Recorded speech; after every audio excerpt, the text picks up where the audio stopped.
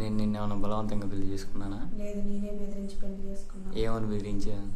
నువ్వు ఇప్పుడు నన్ను పెళ్లి చేసుకోకుంటే నేను నీ పేరు రాసి లెటర్లో రైలు కింద పడి చచ్చిపోతానని బెదిరించా. సరే, పెళ్ళి అయిపోయింది. అప్పటికి మీ నాన్న గురించి అడిగానా లేదా? అడిగావు. ఏమని చెప్పాను?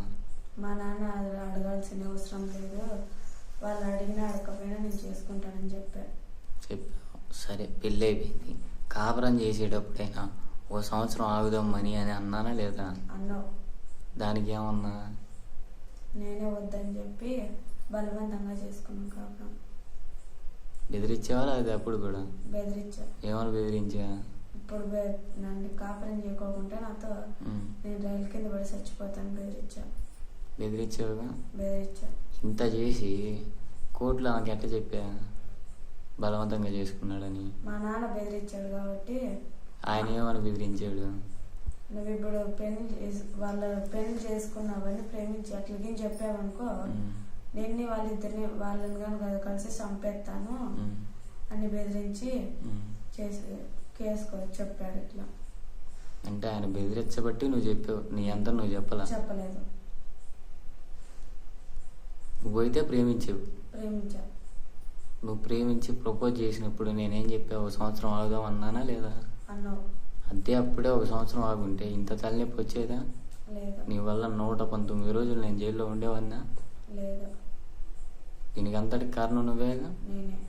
మరి నువ్వు అయ్యి ఉండి జడ్జి గారికి బలవంతంగా చేసింది మేడం మా అమ్మ అని అట్ట చెప్పా?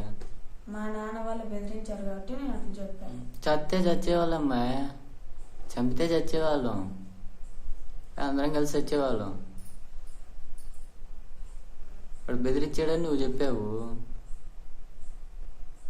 ఇప్పుడు మేడం ఏం అడిగిద్ది? దానికి ఏం సమాధానం చెప్పాలి నేను? నోట్లో నుంచి మాట రాని అమ్మా. నువ్వు నవ్వితే ఏం కాదు. ఈడ నువ్వు ఒక అబద్ధం చెప్పడం వల్ల ఒక నిర్దోషికి శిక్ష పడ్డట్టే కదా. పడ్డట్టే. ఇప్పుడు నీ అందరు నువ్వు వెళ్ళి చెప్పేసావు బలవంతంగా చేసింది మా అమ్మ అని. కానీ కావాలని చెప్పట్లేదు. మా నాన్న చెప్పాడు, నన్ను బెదిరించాడు. మా నాన్నే కాదు, మా మామూలు కానీ బెదిరించారు. మా అక్క, మా మామ అందరూ బెదిరించారు.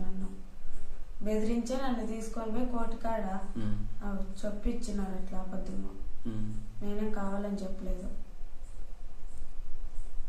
సరే, పెళ్ళి ఒక్క సంవత్సరం ఆగుదమ్మా అని బతిలాడా? విన్నావా? లేదు. సత్తా అని చెప్పా. ఇప్పుడు ఏమైంది? నీ వల్ల నేను పోయి జైల్లోకి వచ్చాని చెప్పకూడదు నా జీవితాంతం.